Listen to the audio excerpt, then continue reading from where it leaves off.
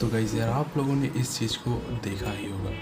ये जो है ये यूज़ किया जाता है हमारे पंखों के अंदर उनकी स्पीड को बढ़ाने के लिए। लेकिन आज की वीडियो में हम इसको तोड़ फोड़ कर देखेंगे कि आखिरकार इसके अंदर होता क्या है। वीडियो में एंड तक बने रहिएगा, आपको सब कुछ बताएंगे। चलिए वीडियो को स्टार्ट करते हैं। तो इसको ओपन कर